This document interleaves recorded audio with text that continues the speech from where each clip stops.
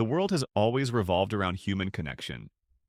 From the earliest days when our ancestors gathered around fire pits, to the fast-paced conversations flashing across social media today, the heartbeat of life remains the same: our relationships.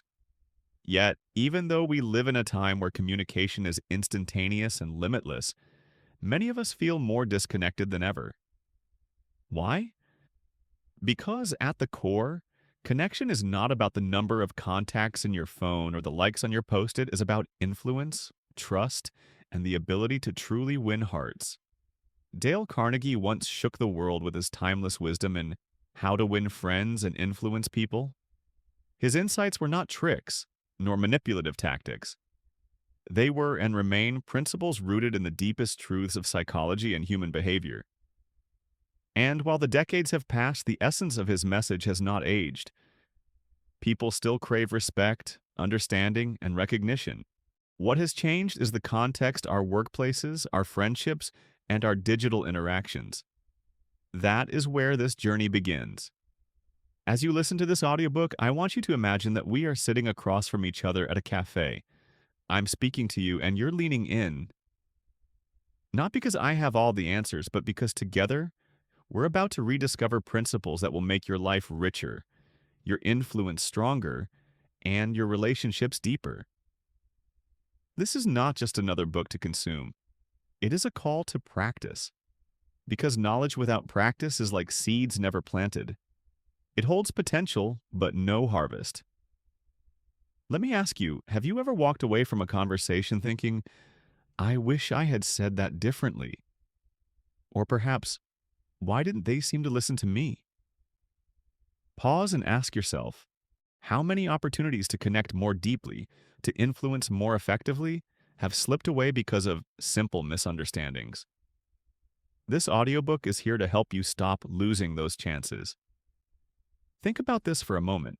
Every great leader, every beloved friend, every unforgettable teacher, and every extraordinary parent shares one thing in common: the ability to win people over not by force, but by understanding. That is influence in its truest form. And influence at its best is not domination, it is cooperation. It is not manipulation, it is alignment. Over the coming chapters, we'll journey through 16 lessons. Each chapter will open with a story because stories stick in the mind long after facts are forgotten. We'll explore the psychology of why people act the way they do, and how small shifts in your behavior can transform not only how others see you, but how you see yourself. You'll learn how to turn strangers into allies, critics into supporters, and acquaintances into lifelong friends. And yes, I will challenge you. I will invite you to pause, reflect, and even practice exercises as you listen, because listening alone won't make you magnetic. Doing will. By the end of this book, I want you to walk into any room, any meeting, or any conversation with the quiet confidence that you know how to win friends and influence people. Not by pretending, but by being the kind of person others naturally gravitate toward. Let me be clear, this is not about quick tricks or silver bullets. It is not about faking smiles or memorizing lines. Those are shallow imitations. This is about cultivating genuine habits of the heart and mind that radiate outward. When you shift how you think about people, how you listen, how you empathize, how you honor their dignity, you don't just influence them, you inspire them. Now, you may be thinking, but I'm not a natural extrovert, or I've never been good with people. Here's the truth. None of that disqualifies you. Winning friends and influencing people is not about personality. It's about principles, and principles are available to all of us. Pause and ask yourself, if in the next year you could double the depth of your relationships, if you could learn how to diffuse conflict before it escalates, if you could step into leadership roles with confidence, how different would your life look? More importantly, how different would you feel about yourself? As we begin, let me give you a promise. The wisdom here will be simple, but not simplistic. You won't need a psychology degree to understand it. You'll only need the courage to try. So, share your thoughts in the comments, like this video, and subscribe for more. Because as we continue, each chapter will open a new door for you, a new lens through which to see people, and a new way to influence the world around you.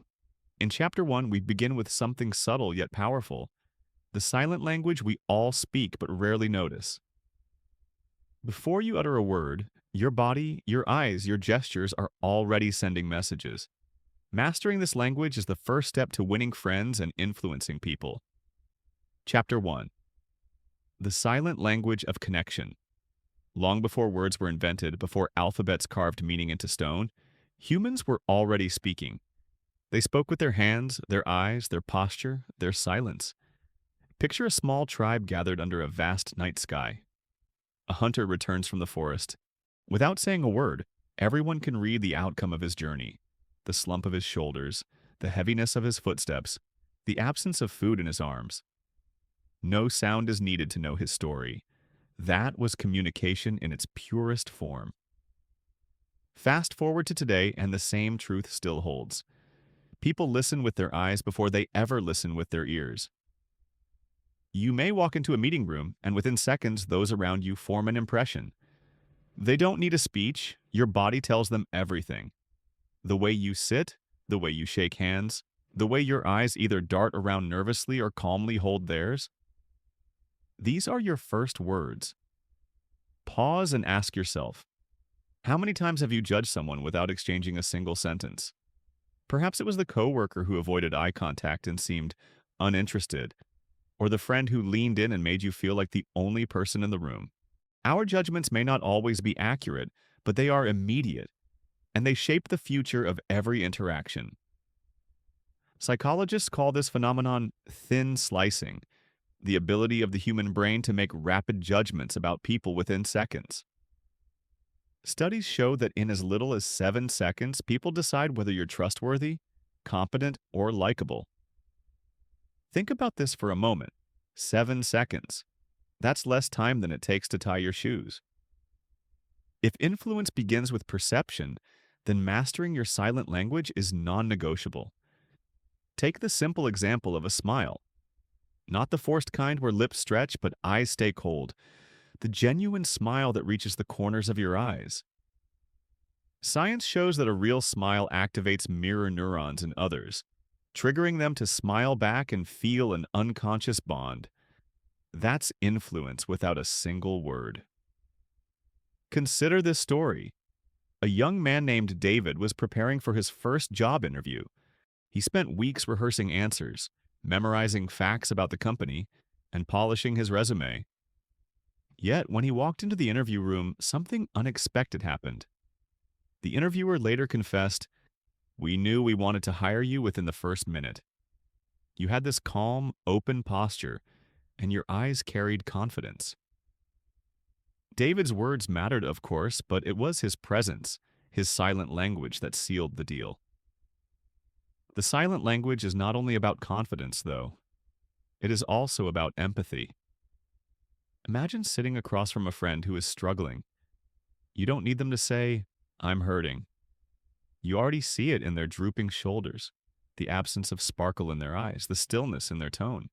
When you lean in, nod softly, and hold space without rushing to fix things, your body says, "I'm with you." That gesture of understanding can heal more than any advice ever could. Pause here and ask yourself, how often are you aware of the signals you're sending? Do your eyes wander to your phone when someone speaks to you? Do your arms cross defensively in conversations? Do you fidget in ways that betray your nerves even when you're trying to appear calm? Small cues like these can make the difference between someone feeling connected to you or quietly pulling away. Think about this for a moment. The people who influence us the most are often those who make us feel seen. They look at us, not past us. They mirror our emotions subtly, nodding when we share something important. They listen with their whole presence. That's not luck. That's mastery of the silent language. And here's the good news. This is not something you are either born with or without. It is a skill, and like any skill, it can be trained. Start simple. The next time you meet someone, pay attention to 3 things. First, your posture stand or sit as though you belong because you do. Second, your eyes hold contact, long enough to show respect but not so long that it feels like a challenge. Third, your face soften it, Let warmth live there, even if only slightly. These micro adjustments can open doors before you even knock. Let me tell you a personal story. Years ago, I attended a seminar led by a world-renowned speaker, and when he walked onto the stage, he said nothing for the first 30 seconds. Yet the audience was captivated. Why? He stood tall, shoulders relaxed, eyes sweeping across the room with calm command. His silence spoke louder than words. By the time he finally opened his mouth, we were already leaning forward, eager to hear him. Influence had already been won before language ever entered the stage. Pause and ask yourself, what silent story are you telling when you walk into a room? Is it one of confidence, warmth, and openness? Or is it one of hesitation, distraction, or indifference? Here's a simple exercise. Tonight, stand in front of a mirror. Don't say a word. Just look at yourself as though you were a stranger. Notice your shoulders, your eyes, your mouth, your stance. Ask, if this person walked into my office, my home, or my life, what story would I think they were telling? Share your thoughts in the comments, like this video, and subscribe for more, because your reflections might inspire someone else to rethink the way they carry themselves too. The silent language is the beginning.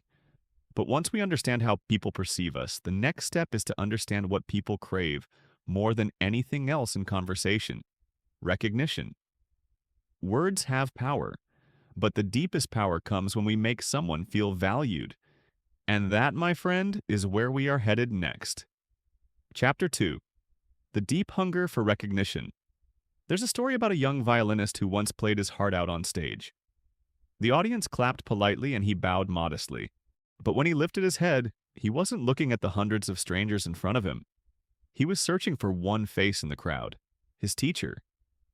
And when his teacher nodded with approval, the violinist's entire expression changed. The applause was nice, but what he truly craved was recognition. From the youngest child to the most seasoned leader, humans are wired to seek acknowledgement. This hunger is not vanity. It is survival. Centuries ago, belonging to a tribe determined whether you lived or died. Recognition meant you mattered, that you were seen, that you had a place in the group. Today, the stakes may not be life or death, but the emotional weight remains just as powerful. Pause and ask yourself, when was the last time you felt genuinely recognized? Not just thanked out of politeness, not just noticed because of your title, but truly appreciated for who you are and what you contributed. Think about how that felt. Didn't it make you want to give more, try harder, and stay loyal to the person who gave you that recognition? Psychology backs this up. Studies show that employees who feel recognized are far more engaged, productive, and likely to stay with their company. In relationships, partners who regularly acknowledge each other's efforts build stronger bonds and greater intimacy. Recognition is the invisible glue that binds us. Without it, even the strongest-looking structures begin to crack. Take the example of Thomas Edison. History remembers him as one of the greatest inventors of all time. But do you know why he kept pushing after thousands of failed attempts at creating the light bulb? It wasn't just ambition, it was also the recognition he received along the way. Each word of encouragement from his peers, each acknowledgement of progress, fueled his determination. Recognition feeds persistence. Now think about the opposite. Imagine pouring your heart into a project, staying late, giving your best, and no one notices. No thank you. No acknowledgement. No nod of approval. How quickly does that drain your energy? Recognition is like oxygen for the soul. Without it, motivation suffocates. But here's the twist. While everyone craves recognition, few people know how to give it well. Too often we fall into empty flattery. Great job, we say without specifics, or we wait for grand achievements before offering acknowledgement, forgetting that people also need recognition for the small, everyday efforts that keep life moving. Think about this for a moment. What if you became the kind of person who consistently made others feel seen? Not through exaggeration or manipulation, but through genuine recognition. Do you realize how magnetic you would become? People would gravitate towards you, not because of what you take, but because of what you give. Let's make this practical. Suppose a coworker stays late to help you meet a deadline. Instead of a vague thanks, Yasashari, you say, I really appreciate the way you stayed to help me finish that report. It showed real dedication and I couldn't have done it without you. That recognition is specific, genuine, and personal. It tells the person, I see you, you matter. Here's another story. A teacher once made it her mission to write one handwritten note to a different student every day. Sometimes the note said, I admire how kind you are to your classmates, or I appreciate how hard you worked on your essay. Years later, at her retirement party, former students lined up to tell her how those simple notes had changed their lives. Some still carried the faded slips of paper in their wallets decades later. Recognition lasts far longer than we realize. Pause and ask yourself, who in your life right now is starving for recognition? A spouse who quietly carries the weight of daily chores? A child who is trying hard but failing more often than succeeding? A colleague who rarely complains but always delivers? What would it cost you to give them a word of acknowledgement? The truth is, it costs nothing, but its value is immeasurable. And here's something even more profound. When you give recognition, you grow too. Neuroscience shows that expressing gratitude and acknowledgement boosts your own happiness levels. It shifts your focus from what's missing to what's present, from what's lacking to what's already working. Recognition doesn't just feed the receiver, it nourishes the giver. So here's a small challenge. Over the next 24 hours, intentionally recognize 3 people. Be specific, be sincere, and notice how their eyes light up. Then notice how you feel afterward. Chances are you'll feel just as lifted as they do. Now, let me be clear. Recognition must come from authenticity. People can sense when words are hollow. Flattery aims to manipulate. Recognition aims to honor. One corrodes trust, the other builds it. The moment recognition becomes a tool for selfish gain, its power dissolves. The goal is not to use people, but to uplift them. Think about this. What if your legacy in every room you entered was that people felt more valued because of you? That your words left them taller, prouder, and more alive? That is influence at its highest level. That is the kind of power no title can bestow, no authority can command, and no money can buy. Pause and ask yourself, how do you want people to remember you after each interaction? As someone who drained their energy or as someone who filled their soul? The choice is yours. Share your thoughts in the comments, like this video, and subscribe for more. Because your story about recognition, either one you gave or one you received, might be the spark that encourages someone else listening right now to start doing the same. Recognition is the deep hunger of every heart. But once you've learned to meet that hunger, the next question is, how do you keep conversations flowing in a way that strengthens connection instead of shutting it down? That's where we're heading next. Chapter 3, The Art of Conversation Flow. Imagine walking into a party where you don't know anyone. You hold a drink, look around the room, and finally strike up a conversation with a stranger. But within minutes, the air grows heavy. Awkward silence creeps in, and both of you start scanning the room for an escape. Now, compare that to a conversation where words glide effortlessly, laughter bursts naturally, and time seems to vanish. The difference? Flow. Conversations are like rivers. Some trickle awkwardly over rocks, sputtering and stopping. Others move with a steady current, carrying both people effortlessly downstream. Flow is what makes you feel connected, understood, and at ease. Without it, even the most intelligent or witty words fall flat. With it, even ordinary topics become engaging. Pause and ask yourself, how many times have you walked away from an interaction thinking, that was amazing, we could have talked for hours? Chances are you don't remember the exact words exchanged. What you remember is the rhythm, the energy, the connection. Flow is the invisible heartbeat of human connection. Psychologists describe this as rapport, a state of harmony where people feel aligned. In rapport, you don't need to try so hard. The other person finishes your sentences. They nod before you even finish making your point. They lean in when you lean in. It's as if your minds are dancing together. And the beauty is, rapport is not luck. It's a skill. So, how do we create flow in conversation? Let's begin with listening. Most people think they're good listeners, but if we're honest, many of us listen to reply, not to understand. We're formulating our next clever point before the other person has even finished their sentence. That breaks the current. True listening, on the other hand, is like placing both oars in the water and paddling in sync with the other person. Think about this for a moment. When was the last time someone made you feel completely heard? Not half heard while they scrolled on their phone. Not, while they looked over your shoulder. I mean truly heard, with their eyes, their body language, their silence, their questions. That kind of listening is magnetic. People are drawn to it like thirsty travelers to water.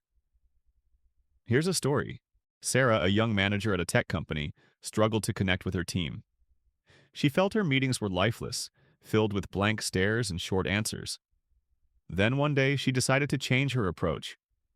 Instead of launching into instructions, she asked each team member one simple question. What's one thing you're excited about this week?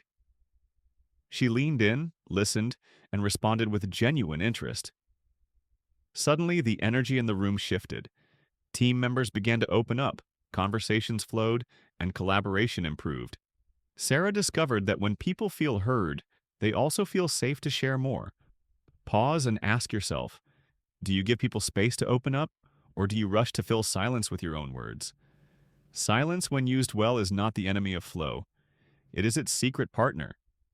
A well-placed pause invites reflection, deepens thought, and shows respect. Another key to conversational flow is curiosity. People love talking about themselves, not out of selfishness, but because sharing is how we connect. Neuroscience shows that when people talk about themselves, their brain's pleasure centers light up as if they were eating a favorite meal. By asking open-ended questions, how did that make you feel? Or what led you to that decision? You create a channel for flow to deepen. Let's get practical. Imagine you're meeting someone new. Instead of asking the usual, so what do you do? Which often leads to rehearsed answers, you might say, what's something you've been working on that excites you? That kind of question shifts the energy instantly. It opens a door to passion, and passion fuels flow. Think about how children converse. They don't worry about being impressive. They follow curiosity wherever it leads. Why is the sky blue? What's in the ocean? Their flow comes from unfiltered wonder. Adults often lose that magic, hiding behind small talk. But if you dare to bring genuine curiosity back, conversations become electric again. Now let's address the blockers of flow. Interruptions, distractions, and one-upping are the biggest culprits. Picture this. Someone shares a story about running their first 5K, and you immediately respond with, "Oh, that's nothing. I ran a marathon last year." That kills flow. Instead of building connection, it builds competition. Flow thrives not when you outshine, but when you align. Pause and ask yourself, do you seek to impress in conversations, or do you seek to connect? The answer to that question could be the difference between a forgettable exchange and a life-changing relationship. Here's another story. Marcus, a traveling salesman, was once described by his clients as the kind of person who makes you forget you're in a meeting. His secret? He never made the conversation about himself. He asked, listened, and responded with stories that linked back to the other person's interests. Clients trusted him, not because of his pitch, but because of the effortless flow he created. As one client put it, when Marcus talks, it feels less like business and more like friendship. That's the art of conversation flow at work. And remember, flow doesn't require big topics. Sometimes the deepest connections happen over the simplest exchanges. A shared laugh about traffic, a mutual love for coffee, or even a silent moment of understanding. Flow is less about what you talk about and more about how you make people feel while you talk. So here's a challenge. This week, choose one conversation and practice creating flow. Listen more than you speak. Ask open-ended questions. Allow silence. Let curiosity guide you. And when you notice that spark, that moment when the other person leans in, When their words tumble out with ease, you'll know you've found the river. Share your thoughts in the comments, like this video, and subscribe for more. Tell us, what's the best conversation you've ever had, the one that made time disappear? Conversations are rivers, but rivers lead somewhere. And where does the river of human connection flow? Toward influence.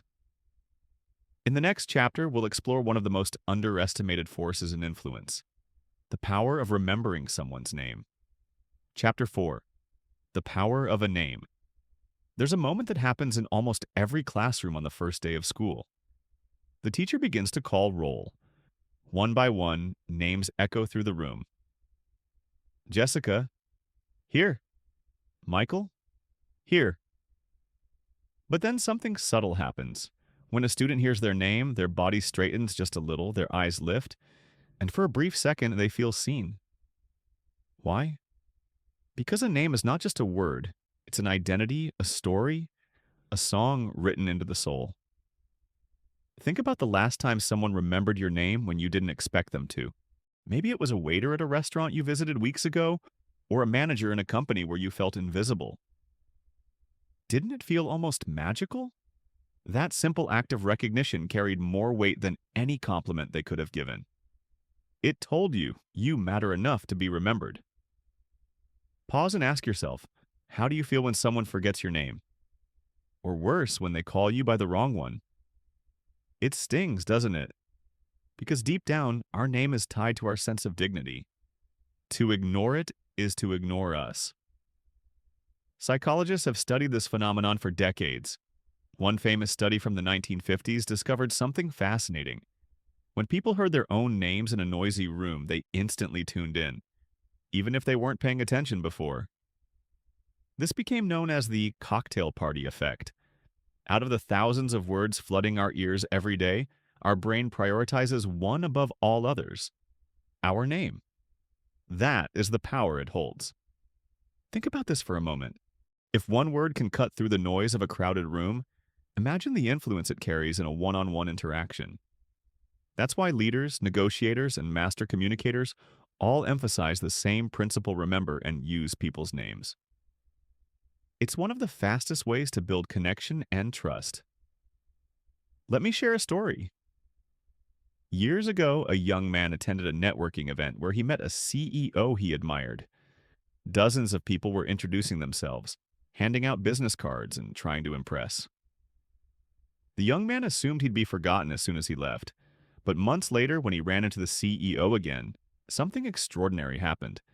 The CEO looked up, smiled, and said, "Daniel, good to see you again." That one moment of recognition left a permanent mark. Daniel later admitted that he would have followed that leader anywhere, not because of a speech, but because of a name. So, how do you harness this power?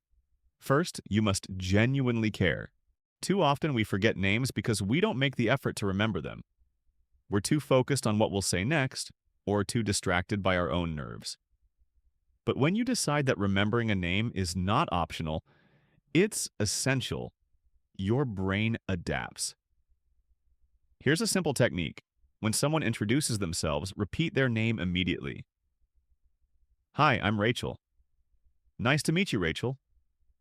Then weave it into the conversation naturally. "So, Rachel, what inspired you to get into that field?" By saying it aloud several times, you anchor it in memory. Another trick is association. Connect the name with something familiar. If you meet a man named John who loves hiking, picture him climbing a mountain next to John Moore. If you meet a woman named Lily, imagine her holding a bouquet of lilies. The sillier the image, the easier it sticks. Pause and ask yourself, how many names have you let slip through the cracks in the last week? What opportunities to build deeper connection were lost simply because you didn't remember? But using names isn't only about memory, it's about intention. You see, a name should never be used as a weapon or a gimmick. Too much repetition can feel manipulative, like a sales tactic. The key is authenticity. Use someone's name the way you'd use a gift at just the right moment, to show thoughtfulness. Here's another story. A teacher once had a student who was quiet, almost invisible in the classroom. She struggled academically and most teachers overlooked her, but this teacher made it a point to call on her by name, gently, regularly, always with encouragement. Over time, the student blossomed.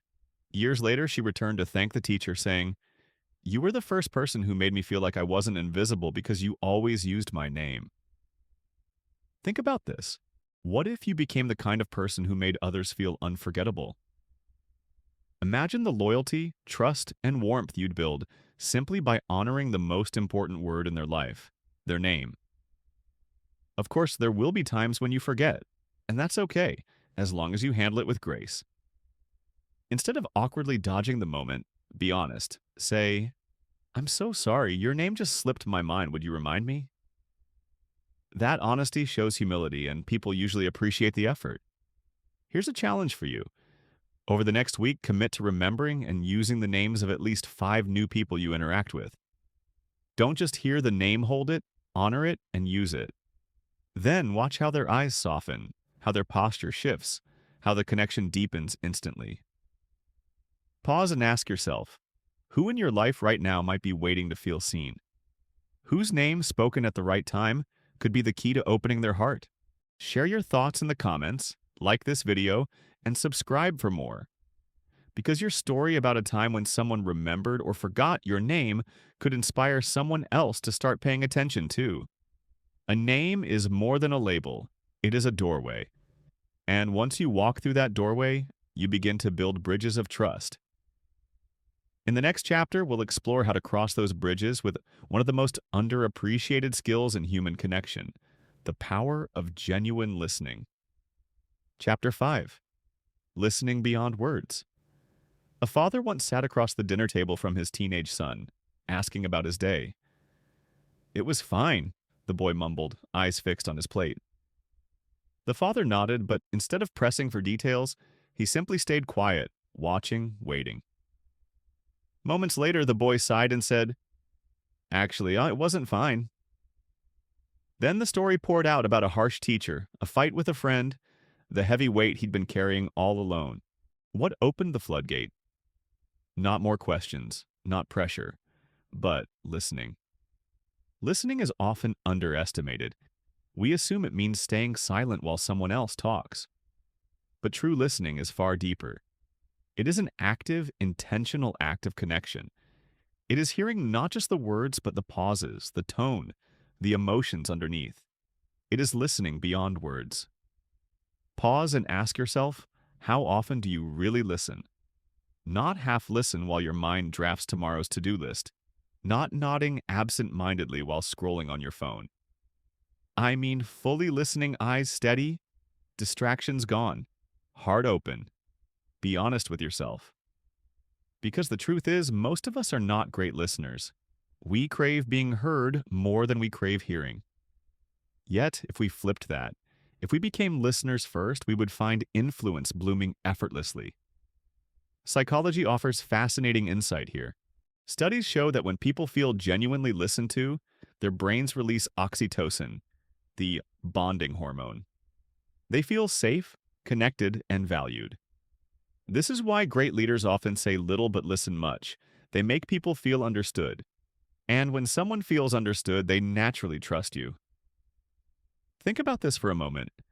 The people who influenced you most in your life, weren't they the ones who made you feel deeply heard? Perhaps it was a teacher who stayed after class to hear your worries, or a friend who let you cry without rushing to fix things, or a mentor who sat quietly while you spilled your fears. Their power was not in their words, but in their ears. Here's a story. A woman named Claire worked in a busy hospital as a nurse. She was constantly surrounded by patients, doctors, and chaos. One evening, she sat with an elderly man who was anxious before surgery. Instead of filling the silence with reassurances, Claire simply said, "Tell me what's on your mind." For 20 minutes, she just listened. When he was wheeled into surgery, he held her hand and whispered, "Thank you. You're the first person who really listened." Claire didn't solve his problem, but she gave him something priceless: presence. So, how do you listen beyond words? First, remove distractions. You cannot truly listen with one ear on the conversation and one eye on your phone. Give people the gift of your full attention. Second, listen with your body. Nod, lean slightly forward, keep your posture open. Your body tells the speaker, I'm here with you. Third, reflect back what you hear. Phrases like, it sounds like you're saying, or so what I'm hearing is, show not only that you listened, but that you cared enough to process their words. Pause here and ask yourself, what would happen if, in your next conversation, you said less and listened more? What might you discover about the other person and about yourself? Another layer of listening is tuning into emotions. Words often hide what the heart is trying to say. A friend might say, I'm fine, but you notice their voice trembles. A colleague might insist, I've got it under control, but their clenched fists tell another story. Listening beyond words means hearing the music behind the lyrics. Think about the last time someone misheard you. Not your words, but your meaning. Didn't it leave you frustrated, even lonely? Now imagine the reverse, someone catching what you couldn't quite articulate, someone naming your unspoken fears or joys. That kind of listening feels like a balm to the soul. Here's another story. A young executive named Jason once went into a meeting with his boss expecting criticism, but instead his boss leaned in and said, I get the sense that you're overwhelmed even though you're saying everything's okay. Am I right? Jason froze. It was exactly what he felt but hadn't admitted. That moment of being heard, not just in words but in truth, transformed their relationship. Jason became fiercely loyal, not because his boss gave him solutions, but because his boss listened beyond the mask. Listening beyond words is not just a skill, it's a gift. It says, I value you enough to give you my most precious resource, my attention. And in a world drowning in noise, that gift is rare. So here's a challenge. Over the next week, choose one person in your life, a partner, a colleague, a child, and give them 10 minutes of uninterrupted listening. No phone, no multitasking, no advice. Just listening. Then reflect on how it changes the dynamic between you. Pause and ask yourself, who in your life right now is silently pleading to be heard? Who might blossom if someone simply took the time to listen beyond their words? Share your thoughts in the comments, like this video, and subscribe for more. Because sometimes, your story of how listening changed a relationship could inspire someone else to try it and change theirs too. Listening beyond words creates a bridge. But once that bridge is built, how do you walk across it to inspire others? In the next chapter, we'll uncover the art of encouragement, the kind of words and actions that don't just influence people but ignite them. Chapter 6. The Spark of Encouragement. There's a story about a young boy named Thomas who struggled with reading. His classmates teased him, his teachers labeled him slow, and each day he sank deeper into self-doubt. One afternoon, after stumbling through yet another page, he slammed the book shut in frustration. But then his mother knelt beside him, looked into his eyes and said, You are not stupid. You are smart. You just learn differently, and I believe in you. Those words planted a seed. Years later, Thomas Edison would light up the world, quite literally. What sparked his brilliance wasn't just intelligence or persistence, but encouragement that gave him permission to try again. Encouragement is one of the most underestimated forces in human influence. A single phrase spoken at the right time can lift someone from despair to determination. It can transform fear into courage, hesitation into action, and doubt into belief. Pause and ask yourself, when was the last time someone encouraged you in a way that changed how you saw yourself? Maybe it was a teacher who told you your writing had potential, or a boss who said you had leadership qualities, or a friend who insisted you were stronger than you realized. Didn't that moment stay with you, echoing long after the words were spoken? Psychology tells us why. Encouragement fuels what psychologists call self-efficacy, the belief that you can succeed. Without self-efficacy, even the most talented individuals crumble under pressure. With it, even average skills can produce extraordinary results. In fact, research shows that people who believe in their abilities perform significantly better simply because they try longer and harder. Encouragement is the spark that ignites belief. Think about this for a moment. How many people around you right now are carrying dreams that are quietly suffocating, not because they lack talent, but because they lack encouragement? A single sentence from you could be the oxygen they need. Here's a story.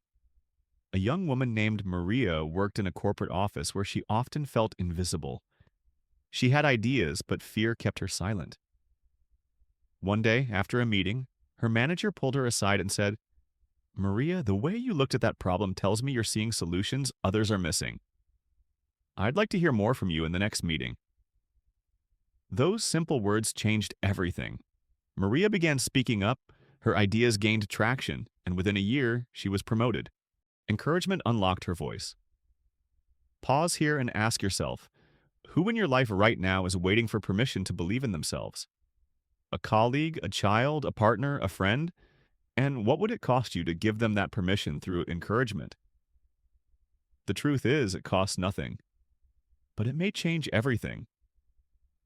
Encouragement isn't about empty cheerleading, telling someone, "You're amazing," without substance often rings hollow. Real encouragement is specific. It names the strength you see in someone. "You stayed calm under pressure today. I admire that. The way you handled that customer was professional and kind. I noticed how much effort you put into that project. It shows real dedication." Specific encouragement is believable and therefore powerful. Think about this. When you notice strengths in others that they don't yet see in themselves, and you speak those strengths aloud, you become a mirror of their potential. That mirror can change the entire trajectory of their life. Here's another story. A high school basketball coach once told a struggling player, "You have leadership in you. Not because you score the most points, but because your teammates listen when you speak." The player was shocked. He had never thought of himself as a leader. But years later, he became captain of the team, and eventually a coach himself. All because someone encouraged him to see what was already inside. Pause and ask yourself, what strengths do you notice in the people closest to you? Have you spoken those strengths into their lives, or have you kept them silent? Encouragement also has a multiplying effect. When you encourage someone, they often pass that encouragement along. A kind word ripples outward, creating waves you may never see. In fact, research shows that encouragement improves not just individual performance, but group morale. Teams that encourage one another are more resilient, creative, and cohesive. But let's be honest, encouraging others can feel uncomfortable. Sometimes we hold back because we assume they already know their value, or we fear our words will sound awkward, or worse, we believe withholding encouragement somehow makes people tougher. But the truth is, everyone needs it. Even the strongest, the most confident, the most successful, especially them. Think about this. Have you ever admired someone deeply but never told them? What would it mean if you actually said the words? Here's a challenge. Today, choose one person you respect and tell them specifically what you admire about them. Watch their reaction. Chances are you'll see their shoulders lift, their eyes brighten, their confidence grow, and you'll realize how rare and how powerful encouragement truly is. Share your thoughts in the comments, like this video, and subscribe for more. And maybe share the story of a time when someone's encouragement changed your life, because your story could inspire someone else to do the same. Encouragement is the spark that lights fires, but once the fire is lit, how do you keep it alive? In the next chapter, we'll explore one of the most overlooked secrets of influence, the power of consistency, the steady flame that earns trust over time. Chapter 7. The trust built by consistency. Imagine this. You meet someone who is wildly charismatic. Their words sparkle, their energy is magnetic, and you feel drawn to them instantly. But over time, you notice something troubling. One day, they show up brimming with promises. The next, they disappear without explanation. One day, they treat you with warmth. The next, with indifference. Slowly, the initial glow fades. Why? Because charisma might attract, but consistency keeps. Trust is never built in a single grand gesture. It is built in the quiet, steady rhythm of showing up the same way, again and again. A parent who tucks their child into bed night after night builds security. A friend who checks in regularly, not just when they need something, builds loyalty. A leader who delivers on small promises builds credibility. Consistency is the soil where trust takes root. Pause and ask yourself, who in your life do you trust most deeply? Isn't it the person who has proven over time that you can count on them? Not because they're perfect, but because they're steady. Psychologists describe consistency as one of the cornerstones of credibility. We are wired to seek patterns. When people act predictably, we feel safe. When they act erratically, we feel anxious. This is why broken promises sting so deeply. They shatter the pattern, leaving us uncertain whether we can rely on someone again. Think about this for a moment. Every time you keep a promise, no matter how small, you make a deposit into the trust bank. Every time you break one, you make a withdrawal. Over time, those deposits and withdrawals determine the balance of your relationships. Here's a story. A man named David worked for a boss who constantly made big promises, bonuses, opportunities, promotions. But rarely did those promises materialize. Over time, David stopped believing anything his boss said. Contrast that with another leader David once had, who rarely made sweeping promises but always delivered on the small ones. If she said she'd send an email by Friday, it was there. If she said she'd check in on a project, she did. David described her as the most trustworthy leader I've ever worked with. The difference: consistency. Pause and ask yourself, are you making promises too quickly and keeping them too loosely? Or are you building trust slowly by delivering faithfully, even in the little things? Consistency doesn't mean perfection. Life is unpredictable, and we all make mistakes. What matters is honesty when we can't follow through. Saying, I wasn't able to do what I promised, but here's why and here's what I'll do to make it right, still builds trust. People don't need perfection, they need reliability. Think about how athletes earn respect. It's not by one spectacular performance, but by showing up, day after day, putting in the work. The same principle applies to relationships. A spectacular gesture may impress, but it's the daily rhythm of care, attention, and presence that earns devotion. Here's another story. A husband once asked his wife after 30 years of marriage, "What made you stay in love with me?" She smiled and said, "Because every single morning you kissed me goodbye before work. No matter how rushed, no matter how tired, you never skipped it. That kiss reminded me every day that I mattered." Consistency became the language of love. Pause here and ask yourself, what small, consistent actions could you take to strengthen your relationships? A weekly phone call to your parents? A daily note to your partner? A habit of following up with colleagues? Small doesn't mean insignificant. In fact, the smaller and more consistent, the more powerful. Think about the brands you trust most. Why do you trust them? Because they deliver the same quality every time.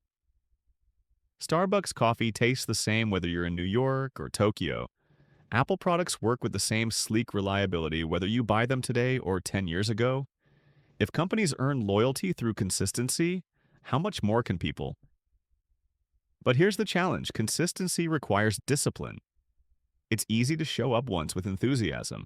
It's harder to show up again and again with steadiness. Yet, that is what separates fleeting influence from lasting impact. Here's a practical exercise. Choose one area of your life, friendship, family, or work, and identify one small, consistent action you can commit to for the next 30 days. Maybe it's sending one encouraging text each morning. Maybe it's starting every meeting with a word of gratitude. Maybe it's showing up 5 minutes early instead of rushing in late. Small actions done consistently create enormous trust. Pause and ask yourself, if someone described you in one word, would consistent be it? If not, what needs to change? Share your thoughts in the comments, like this video, and subscribe for more. Because your story of how consistency or inconsistency shaped your trust in someone might inspire someone else to reflect. Consistency is the foundation of trust. But once trust is earned, how do you handle the inevitable friction that comes with human relationships? In the next chapter, we'll explore the art of diffusing conflict before it destroys connection. Chapter 8. Calming the Storm of Conflict. It was a rainy afternoon when two neighbors found themselves in a shouting match over something as small as a fence. One accused the other of moving the property line, the other accused back with equal fire. And before long, the argument spilled into anger, resentment, and silence that lasted months. Later, when they finally sat down with a mediator, both admitted the same thing. The fight had never been about the fence. It had been about respect or the lack of it. That's the truth about most conflicts. On the surface, they look like disagreements about facts or things, but underneath, they are storms of unmet needs, bruised pride, and unspoken feelings. Conflict is inevitable. Wherever there are people, there will be friction. But here's the good news. Conflict does not have to destroy relationships. In fact, when handled well, it can deepen them. The difference lies in how we respond. Do we pour gasoline on the flames, or do we bring water to calm the fire? Pause and ask yourself, how do you usually handle conflict? Do you rush in, voice sharp, ready to win at all costs? Or do you retreat, shutting down, leaving things unresolved? Both extremes, aggression and avoidance, rob us of the chance to transform conflict into connection. Psychologists often point to a simple truth. Behind every angry outburst is a hidden need. Sometimes it's the need to be respected, sometimes the need to feel safe, sometimes the need to be heard. If we can learn to listen for the need instead of fighting the words, we can calm the storm before it turns into a hurricane. Think about this for a moment. How often have you argued with someone, only to realize later that you were both saying the same thing in different ways? The real problem wasn't disagreement, it was miscommunication. Here's a story. A manager named Rachel had two employees who clashed constantly. Each insisted the other was difficult. Finally, Rachel brought them into the same room. Instead of letting them argue, she asked each to share what they needed in order to feel respected at work. To their surprise, both wanted the same thing, clearer communication. Once they realized this, the tension eased. Conflict dissolved not because someone won, but because both felt heard. Pause here and ask yourself, in your last conflict, did you fight for victory or did you search for understanding? One of the most powerful tools in conflict is empathy. When someone is angry, they often expect resistance. But when you respond with, "I can see this is really important to you," the wind shifts. It doesn't mean you agree with them. It means you acknowledge their feelings. And acknowledgement often disarms defensiveness faster than any argument can. Think of how firefighters handle flames. They don't scream at the fire, they don't ignore it, they bring water. Empathy is water. It cools the heat of conflict. Another key is staying calm yourself. Conflict escalates when both parties' emotions spiral upward. But when one person steadies the tone, lowers their voice, and refuses to escalate, the storm loses power. It's like one person choosing to set down their weapons, creating space for peace. Here's another story. A father and teenage daughter argued constantly about curfews. Each fight ended with slammed doors. One evening, instead of repeating the cycle, the father took a different approach. He said quietly, "I know you want more freedom, and I want you safe. Let's find a way to meet in the middle." The daughter, shocked by the calmness, softened. They negotiated a new curfew together, and the conflict shifted into collaboration. The father didn't surrender his concern, and the daughter didn't lose her voice, but both gained respect. Pause and ask yourself, what storms in your life right now could be calmed not by force, but by understanding? It's also worth remembering that timing matters. Addressing conflict in the heat of anger is like trying to repair a roof in the middle of a thunderstorm. Sometimes the wisest move is to step back, cool down, and return when emotions have settled. Calm minds find solutions that angry minds cannot. Think about this. Conflict is not the enemy of connection. Indifference is. People fight because they care. The goal is not to erase conflict, but to transform it into dialogue that strengthens trust. Here's a practical exercise. The next time you feel conflict rising, pause before responding. Ask yourself, what is this person really needing right now? Then frame your response around that. Instead of saying, you're wrong, try, I see this matters to you. Can you help me understand why? That simple shift can turn confrontation into collaboration. Share your thoughts in the comments, like this video, and subscribe for more. Because your story about a time when conflict turned into connection might give someone else the courage to face their own storms differently. Conflict is a storm, but storms clear the air. And when the air is clear, influence can grow stronger than ever. In the next chapter, we'll explore another powerful way to win people over: the ability to see the world through their eyes, the art of perspective taking. Chapter 9: Seeing Through Another's Eyes. A little girl once tugged at her mother's sleeve as they walked through a crowded park. "Mom," she whispered, "why does that man look so sad?" The mother glanced over and saw nothing unusual, but when she looked again truly through her daughter's eyes, she noticed the man's slumped shoulders, the stillness in his gaze, the quiet ache he carried.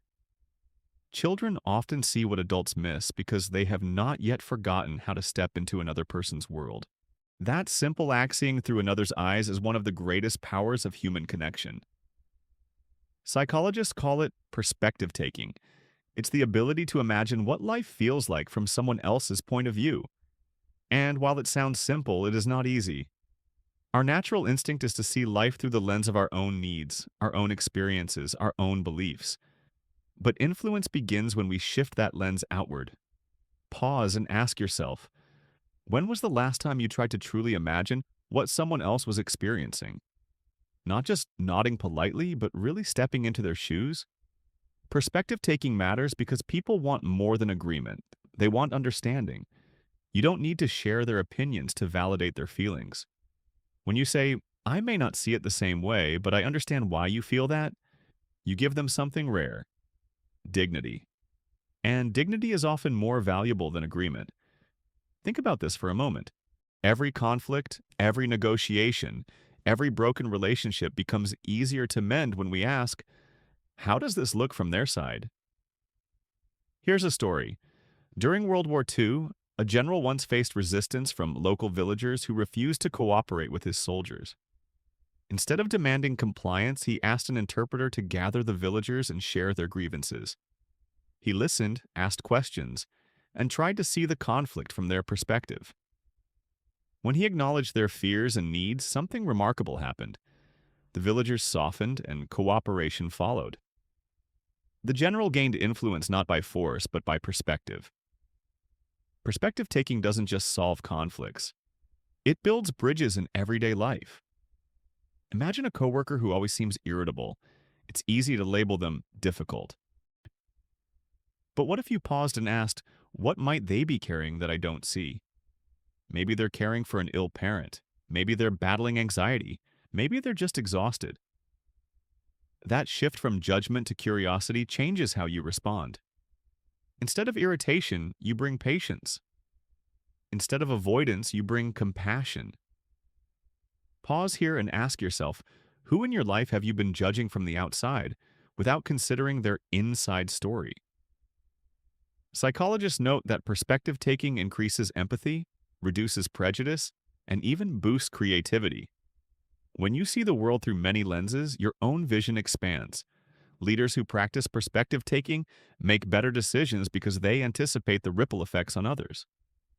Parents who practice it raise children who feel understood and respected. Friends who practice it build loyalty that lasts a lifetime.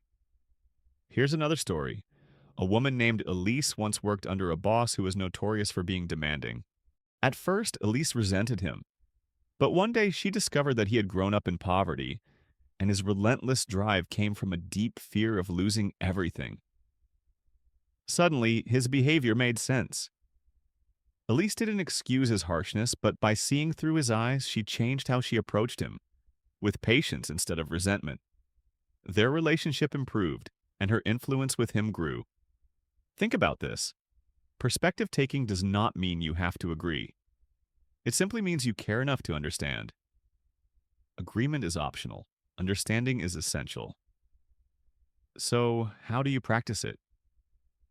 Start by asking questions. Instead of assuming, ask, "What's it like for you?" Or, "How do you see this situation?" Then listen without rushing to defend your own position. Next, imagine yourself in their place. If you were facing what they face, how would you feel? Finally, reflect their perspective back to them. A simple, "I can see how that must be frustrating," can melt walls that arguments never could. Pause and ask yourself, what conversations in your life could shift instantly if you tried perspective taking instead of persuasion? Here's a practical exercise. The next time you disagree with someone, resist the urge to argue your point first. Instead, summarize their perspective back to them. So, what you're saying is, and check if you got it right. Watch their reaction. Chances are their defensiveness will lower because being understood matters more than winning. Think about this for a moment. What would happen if in every interaction you asked yourself, how does this look through their eyes? Your relationships would transform. People would feel safer with you, more open with you, more influenced by you. Share your thoughts in the comments, like this video, and subscribe for more. Because your story of a time when you saw the world through someone else's eyes and how it changed the outcome might inspire someone else to try it too. Perspective taking is like opening a window. It lets fresh air into a room that has grown stuffy with assumptions and judgments. And once that window is open, light pours in. In the next chapter, we'll explore another window into influence one that doesn't come from logic or argument, but from the simple warmth of appreciation. Chapter 10. The Warmth of Appreciation. There's a story about a factory worker who spent years clocking in and out without anyone ever noticing his dedication. Day after day, he showed up early, stayed late, and gave his best. One afternoon, the manager stopped by his station, placed a hand on his shoulder, and said, "I've noticed how consistent you are. This factory runs smoother because of people like you." The worker later admitted it was the first time in 10 years he had felt seen. That one moment of appreciation fueled him more than any paycheck could. Appreciation is one of the simplest yet most powerful tools of influence. While recognition highlights specific actions, appreciation goes deeper. It honors the person behind the action. It says, "I don't just see what you do, I see who you are and I value it." Pause and ask yourself, when was the last time someone expressed genuine appreciation for you? Not for your achievements, but for your presence, your effort, your character? Didn't it feel like sunlight breaking through clouds? Psychologists tell us that appreciation has a profound effect on relationships.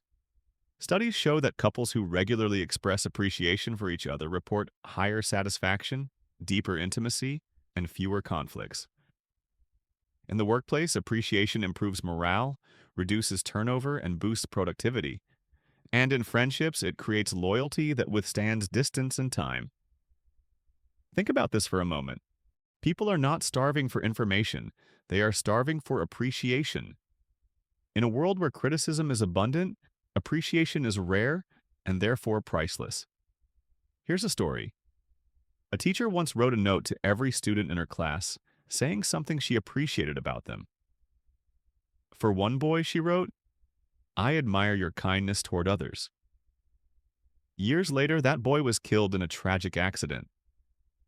At his funeral, his parents pulled out the folded note worn from being carried in his wallet every day. Appreciation leaves marks that last long after words are spoken. Appreciation is not flattery. Flattery exaggerates to manipulate. Appreciation notices to honor. When you tell someone, "You always know how to make people feel comfortable," or "I admire how you stay calm under pressure," you're shining a light on qualities they might not even notice in themselves. That light can change the way they see themselves forever. Pause and ask yourself, whose light could you help shine brighter simply by appreciating what is already good in them? One of the most overlooked opportunities for appreciation lies in everyday relationships. We often take those closest to us for granted. Partners, parents, children, coworkers, assuming they already know how we feel. But unspoken appreciation is like a song never sung. It cannot be heard. Think about this. How often do you thank your partner for the little things, like making dinner or listening after a hard day. How often do you tell your colleagues, "I appreciate how reliable you are"? Those small moments of spoken appreciation create ripples of warmth that accumulate into oceans of trust. Here's another story. A young man once visited his grandfather who was near the end of his life. As they sat together, the grandson finally said, "Grandpa, I just want you to know how much I appreciate everything you've taught me." Tears filled the old man's eyes. I've been waiting my whole life to hear that. Appreciation doesn't just bless the receiver, it frees the giver from regret. Pause here and ask yourself, if you had only one more day with the people you love, what words of appreciation would you wish you had spoken? Why wait? Appreciation is also contagious. When leaders express it, teams begin to mirror it. When parents model it, children grow up practicing it. When friends share it, the bond deepens. A single expression of gratitude can spark a chain reaction of kindness. But here's the challenge. Appreciation must be intentional. Our minds are trained to notice what's wrong before what's right. Shifting toward appreciation requires slowing down, paying attention, and choosing to see the good. It requires us to pause in the rush of life and say, "This moment matters. This person matters." Here's a practical exercise. Every evening, write down 3 people you appreciated that day and why. Then, whenever possible, tell them. A quick text, a short note, a few spoken words. You'll be amazed at how such a small habit transforms your relationships. Pause and ask yourself, what would your life look like if you made appreciation a daily practice instead of a rare event? Share your thoughts in the comments, like this video, and subscribe for more. Because your story of appreciation might inspire someone else to express theirs before it's too late. Appreciation is warmth. It melts walls, softens hearts, and deepens influence. But warmth alone is not enough. To truly win friends and inspire people, you must also master the art of influence itself. The subtle ways you can guide others without force. And that is where we are headed next. Chapter 11. The Gentle Art of Influence. On a crisp autumn morning, a young salesman knocked on the door of a farmer's home. He was eager, ambitious, and armed with a thick stack of brochures. But the farmer, weathered by years of hard work, shook his head before the salesman had even finished his first sentence. The young man grew flustered, pushed harder, and within minutes the door was shut in his face. As he walked away discouraged, he remembered something his mentor had once told him. People don't like to be pushed, but they'll gladly follow someone who walks beside them. That is the essence of influence. True influence is not about pressure, it is about alignment. It is not about overpowering people with your will, but guiding them toward choices that feel like their own. It is the gentle art of helping people see what could be, and walking with them until they believe it too. Pause and ask yourself, when you think of the word influence, do you picture manipulation or guidance? Do you picture someone bending others to their will, or someone inspiring others to move willingly in a shared direction? The way you define influence will shape the way you use it. Psychologists remind us that human beings resist control. When we feel someone is trying to force us, our defenses rise. But when we feel someone is inviting us, our defenses lower. Influence is invitation, not coercion. Think about this for a moment. The most influential people in your life. Weren't they the ones who led by example rather than demand? The teacher who inspired curiosity instead of forcing memorization. The friend who encouraged healthier choices without shaming you. The leader who invited ideas instead of imposing commands. Their influence lasted because it felt like freedom, not control. Here's a story. A young manager named Leo struggled to motivate his team. His instinct was to demand results, set strict deadlines, and criticize mistakes. The harder he pushed, the more disengaged his team became. Then he shifted his approach. Instead of dictating, he began asking, "What do you think is the best way to approach this?" He listened, valued their input, and gently guided discussions toward solutions. The change was dramatic. His team became energized, ownership grew, and results followed. Leo discovered that influence works best when it is shared. Pause here and ask yourself, Are you trying to push people or are you inviting them to move with you? One of the simplest tools of influence is storytelling. Facts inform, but stories persuade. A leader might list statistics about why a new policy is needed, but a story about one person whose life was improved by that policy moves hearts. Influence begins in the mind, but it sticks in the heart. Another powerful tool is modeling. People are more likely to follow what you do than what you say. If you want others to show respect first. If you want them to be enthusiastic, bring enthusiasm yourself. If you want trust, demonstrate trustworthiness. Influence is less about convincing others and more about becoming someone worth following. Think about this. Every day, whether you realize it or not, you are influencing someone. A child watching how you handle stress, a colleague observing how you respond to setbacks, a friend noticing how you treat strangers. The question is not whether you influence, but how. Here's another story. A woman named Naomi had a habit of greeting every person in her office with genuine warmth, from the CEO to the janitor. She never set out to influence anyone, but over time, her simple consistency changed the entire culture of the workplace. People smiled more, supported each other more, and treated one another with kindness. Naomi's influence came not from authority, but from example. Pause and ask yourself, what silent influence are you casting right now in the lives of those around you? Influence also thrives on patience. Sometimes the seeds you plant today may not sprout for months or years. A word of encouragement, a model of integrity, a story you share. It may not seem to land in the moment, but it takes root quietly. Influence is not always immediate, but it is always powerful. Here's a practical exercise. The next time you want to persuade someone, resist the urge to argue harder. Instead, pause and ask yourself, how can I align with what matters to them? Find common ground, tell a story, or model the behavior. Let influence be gentle, not forceful. Think about this for a moment. Gentle influence lasts longer than aggressive persuasion because it respects the other person's dignity. When people feel respected, they open the door to change willingly. Share your thoughts in the comments, like this video, and subscribe for more. Because your story of how someone influenced you. Gently without force might inspire others to rethink how they lead. The gentle art of influence is about guiding without grabbing, inspiring without imposing. And once you've learned to walk beside people instead of pushing them, the next step is to lead them with authenticity. That is where we will go next. The power of leading by example. Chapter 12. Leading by example.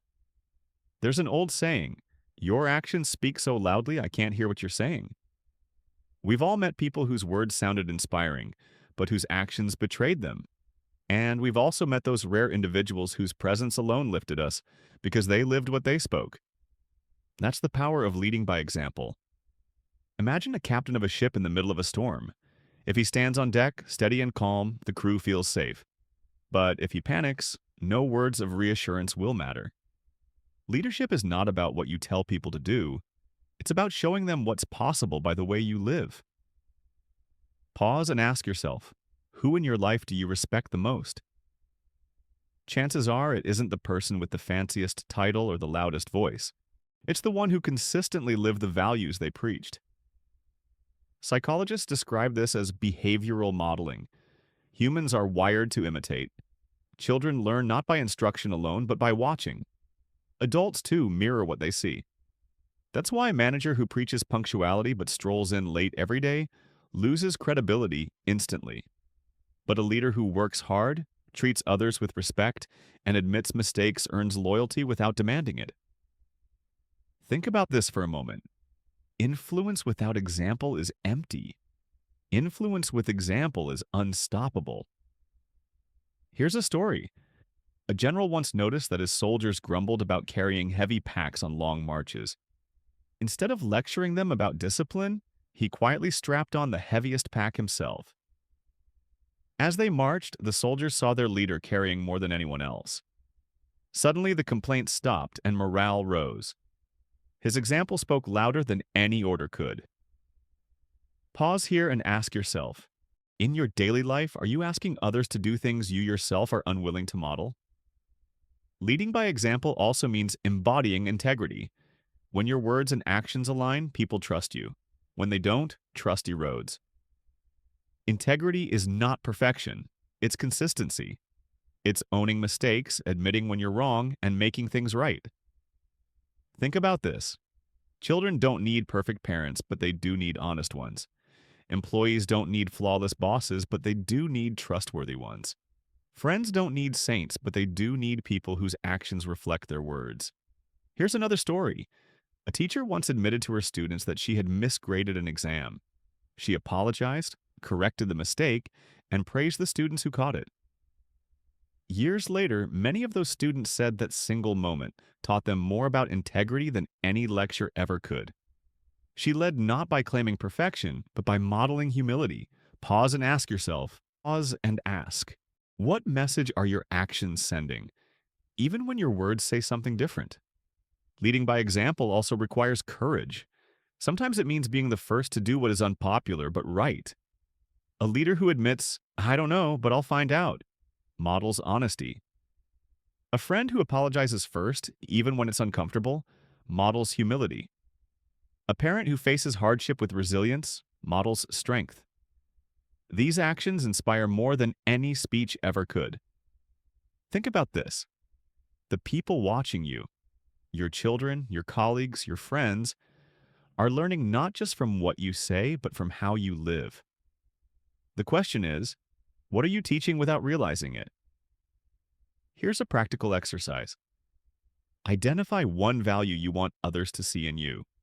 Kindness, resilience, patience, integrity. Then commit to modeling it visibly this week. If it's kindness, go out of your way to help someone. If it's resilience, handle a setback calmly. If it's patience, slow down and give someone your full attention. By practicing it, you'll influence more deeply than any words could. Pause and ask yourself, what would change in your relationships if you became the living example of the values you most want others to embody?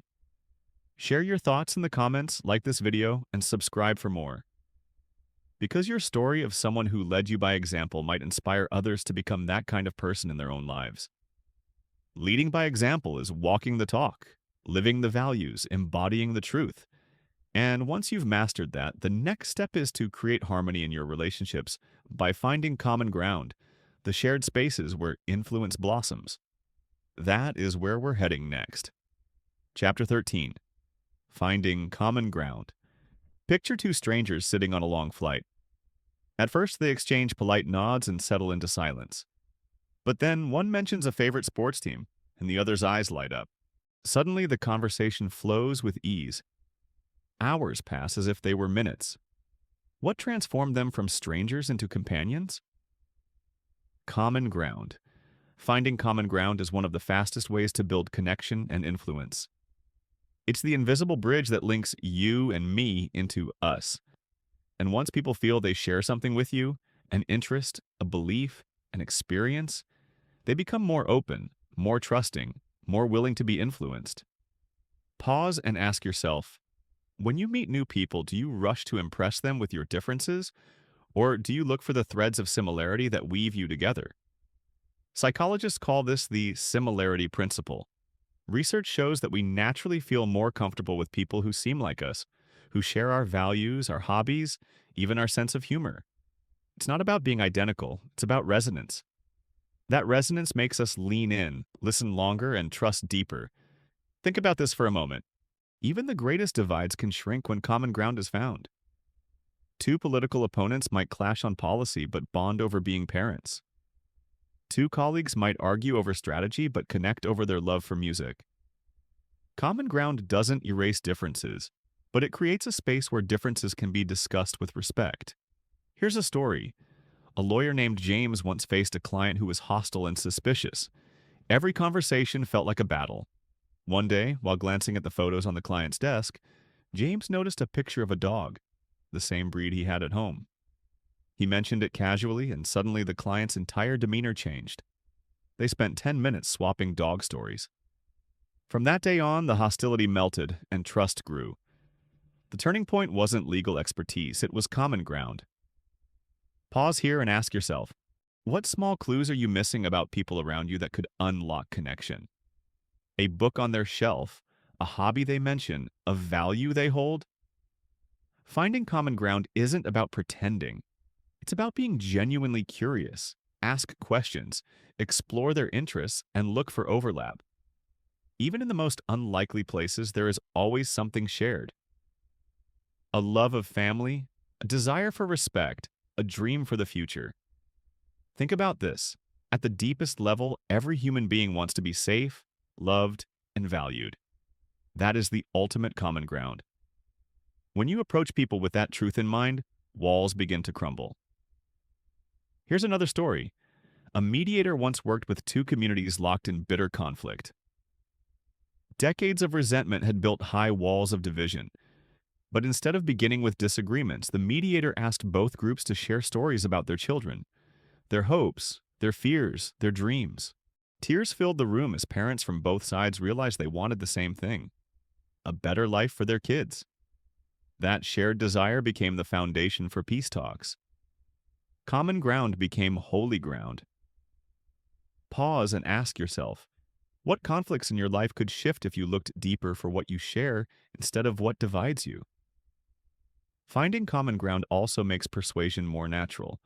When you show that you understand someone's perspective, they become more willing to hear yours. This is why negotiators often begin by highlighting agreements before tackling disagreements. Starting with "we both want the same outcome" sets the stage for collaboration. Here's a practical exercise.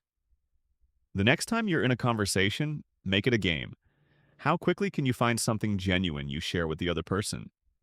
It might be a hobby, a goal, a value, or even just the experience of living in the same city. Then watch how the energy shifts. Think about this. Think. The world is full of division, but connection begins the moment someone says, "Me too." Share your thoughts in the comments, like this video, and subscribe for more. Because your story of how you found common ground with someone unexpected might inspire others to look for bridges instead of walls. Common ground is where influence begins. And once you've found that bridge, the next step is to walk across it with humility, because nothing ruins influence faster than pride. In the next chapter, we'll explore the quiet power of humility in winning people's hearts. Chapter 14. The Quiet Power of Humility. A story is told about Abraham Lincoln during his presidency. One evening, he hosted a dinner at the White House with foreign dignitaries. As the meal began, Lincoln poured tea into his saucer and drank from it, a habit considered improper by many at the table. Some guests exchanged awkward glances, whispering behind their napkins. Then something unexpected happened. Lincoln's guests, rather than mock him, began pouring tea into their saucers too. Why? Because Lincoln's humility made them feel at ease. His lack of pretension gave them permission to be themselves. Humility is often misunderstood. Some think it means weakness or self-deprecation. But true humility is not about lowering yourself, it's about lifting others. It's the quiet confidence of someone who doesn't need to prove their worth, because they already know it. Pause and ask yourself, when you meet someone humble, how do you feel? Don't they leave you lighter, safer, more open? That's the quiet power of humility. It draws people in rather than pushing them away. Psychologists suggest that humility is strongly tied to authenticity. Humble people are more willing to admit mistakes, learn from others, and acknowledge limits. That honesty creates trust, and trust creates influence. In fact, studies show that leaders who display humility are rated as more effective than those who project arrogance. Think about this for a moment. People admire confidence, but they follow humility, because humility makes room for others to shine. Here's a story. A brilliant surgeon once operated with a team of young residents. Instead of boasting about his decades of experience, he often asked the residents, "What do you think we should do here?" At first, they were shocked. Why would a master ask for their input? But in doing so, he gave them confidence, ownership, and respect. His humility didn't diminish his authority, it magnified it. Pause here and ask yourself, do you lead conversations by showcasing your knowledge or by inviting others to share theirs? Humility also means admitting when you're wrong. That simple act, though difficult, can heal rifts faster than the most eloquent arguments. A friend who says, "I was wrong and I'm sorry," gains more influence than one who insists on being right. A leader who admits, "I made a mistake," earns more loyalty than one who hides behind excuses. Think about this. When someone refuses to admit fault, don't you feel your respect for them shrink? But when someone owns their mistake, don't you feel your respect grow? Here's another story. A father once lost his temper with his son, shouting harsh words in frustration. Later, he sat down and said, "I was wrong to speak to you that way. You didn't deserve it, and I'm sorry." The son, surprised, began to cry, not because of the anger, but because of the humility. That apology became a turning point in their relationship. Humility healed what pride would have broken. Pause and ask yourself, when was the last time you said, "I was wrong"? How many relationships could be mended by those three words? Humility doesn't mean silence or passivity. It doesn't mean shrinking from opportunities or hiding your gifts. True humility allows you to step forward boldly, not to prove yourself, but to serve others. It's strength under control, directed toward the good of others. Think about this. The tallest trees don't boast, they simply grow. The strongest rivers don't shout, they simply flow. Humility doesn't announce itself, it reveals itself. Here's a practical exercise. This week, when you're tempted to prove your point or show off your knowledge, pause and ask yourself, is this about serving me or serving them? Then choose the path of humility. Invite others to share, admit what you don't know, and celebrate someone else's strength. Share your thoughts in the comments, like this video, and subscribe for more. Because your story of a time when humility changed a relationship or a leader might remind others that pride is never as strong as it seems. Humility may be quiet, but its power echoes loudly in every relationship. And once you learn to lead with humility, the next step is to practice patience. The slow, steady force that holds relationships together when everything else is pulling them apart. Chapter 15. The Patience That Wins Hearts. A farmer once planted seeds in his field and returned the very next day, expecting to see green shoots breaking through the soil. When he saw nothing, he grew frustrated. He paced the field, muttering about wasted time. But weeks later, tiny sprouts began to emerge. And months later, the golden harvest was ready. The farmer learned what every gardener knows. Growth takes time, and impatience cannot rush it. Human relationships are no different. Friendships, trust, influence, and love. They are not microwaved. They are cultivated. And the soil that makes them flourish is patience. Pause and ask yourself, when was the last time your impatience damaged a relationship? Maybe you snapped at a friend who wasn't moving at your pace. Maybe you gave up on a colleague who needed more time to learn. Maybe you pressured a child to grow faster than they were ready. How different might those moments have been if patience had led the way? Psychologists describe patience as emotional regulation, the ability to delay our reactions, to give space for growth, and to manage frustration. Studies show that patient people experience lower stress, stronger relationships, and greater well-being. Why? Because patience communicates respect. It says, "I trust your process. I value your timing. I believe in you enough to wait." Think about this for a moment. Impatience says, "You're not enough as you are right now." Patience says, "You are worth the wait." Which message do you think wins hearts? Here's a story. A young teacher named Daniel had a student who struggled with reading. Every lesson was slow, every page filled with errors. Other teachers told Daniel, "She's just not capable." But Daniel refused to give up. He patiently sat with her, day after day, week after week, celebrating small progress. Months later, that same student read aloud confidently in front of the whole class. Tears filled her eyes and Daniel's. His patience had unlocked her potential. Pause here and ask yourself, who in your life right now needs your patience more than your pressure? Patience also matters in conflict. When tempers rise, impatience fuels the fire. But patience, the willingness to pause, breathe, and respond calmly, diffuses tension. Think of arguments you've witnessed. Did rushing to win ever bring peace? Or did patience, the willingness to step back and return later, bring understanding? Here's another story. A husband and wife often argued about money. Their discussions always spiraled into shouting. One evening, the husband decided to pause instead of escalating. He said, "I need a moment. Let's talk when we're both calmer." They revisited the issue later with patience, and for the first time in years, they actually listened to each other. Patience didn't erase the problem, but it gave space for solutions. Pause and ask yourself, what would happen if instead of reacting immediately in conflict, you gave time for emotions to settle? Patience is also essential in influence. You cannot force people to change. You can only plant seeds, water them with encouragement, and wait.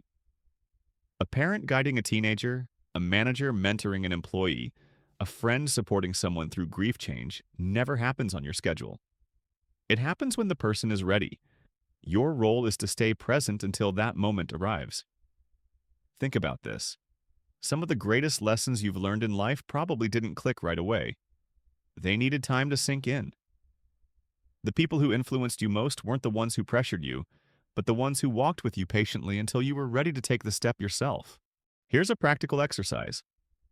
This week, when you feel impatience rising, whether in traffic, in conversation, or in teaching, pause and take one deep breath.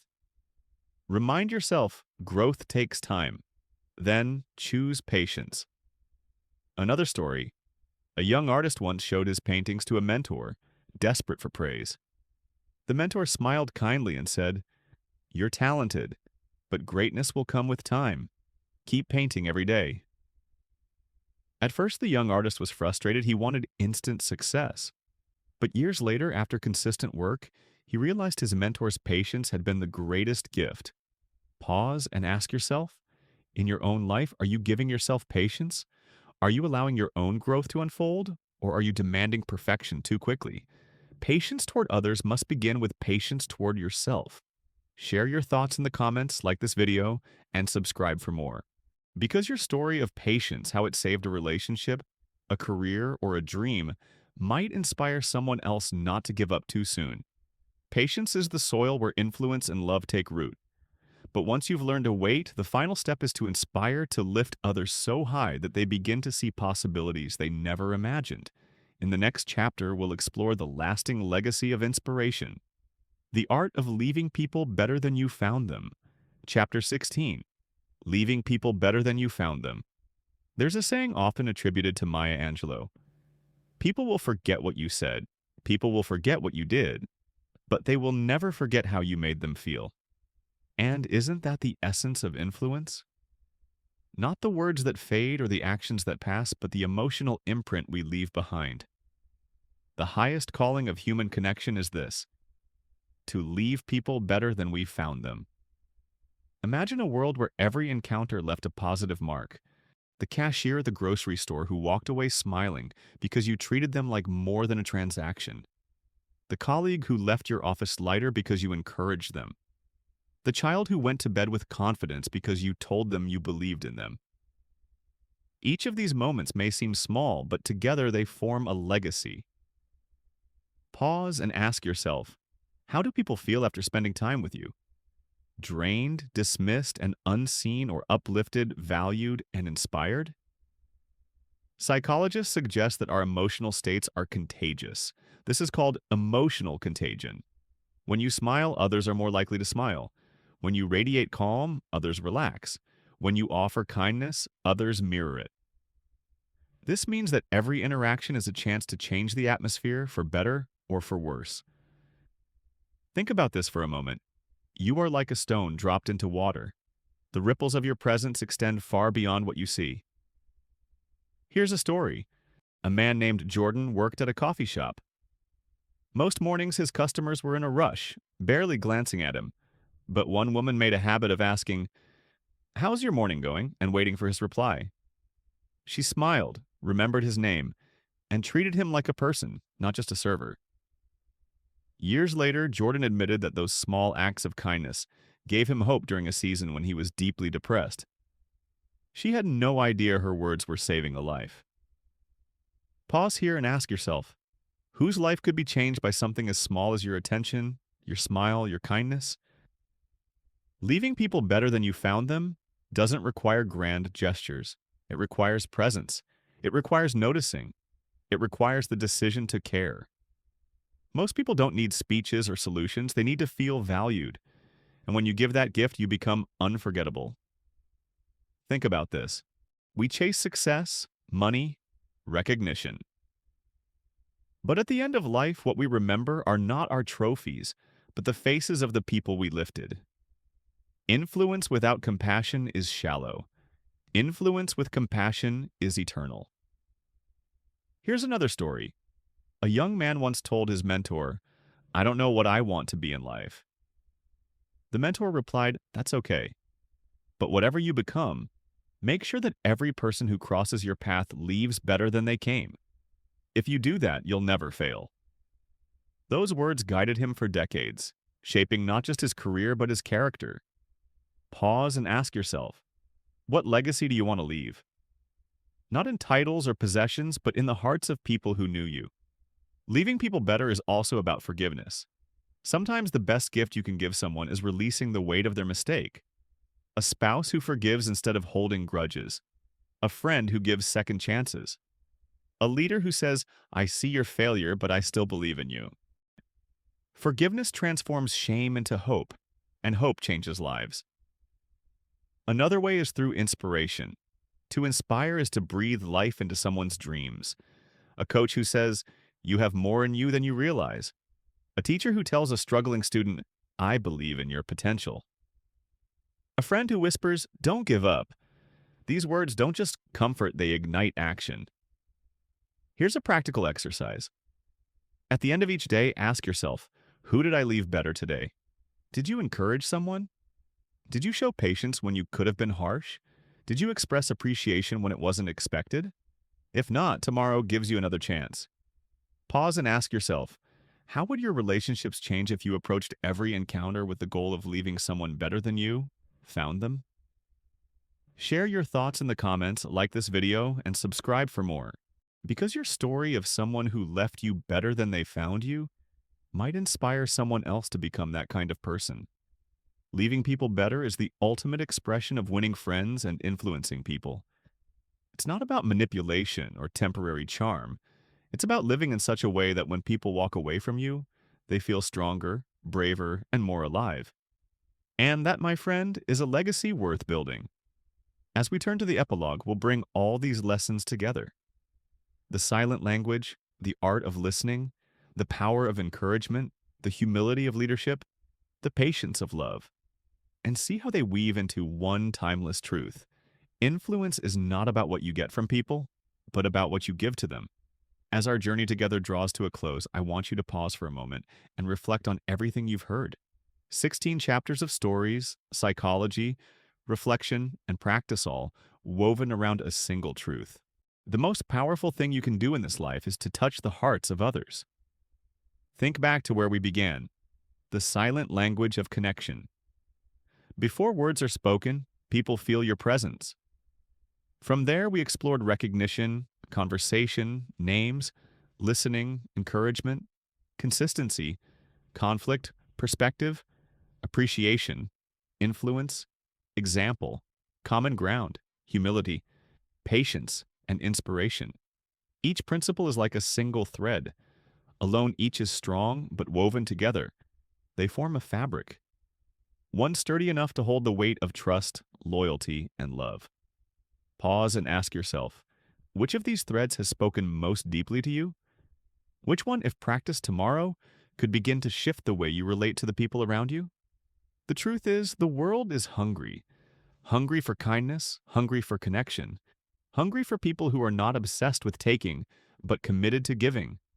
Every day you have the opportunity to meet that hunger, not through grand gestures, but through small acts. A smile, a name remembered, an ear that listens, a word of encouragement. a moment of patience. Think about this for a moment. The measure of your life will not be counted in possessions or titles, but in the lives you touched along the way. When people speak of you years from now, they will not quote your resume. They will recall how you made them feel. They will remember whether you left them better than you found them. Here's a story. A man who spent decades working in a quiet office retired with little fanfare. But at his farewell gathering, colleague after colleague stood up to speak.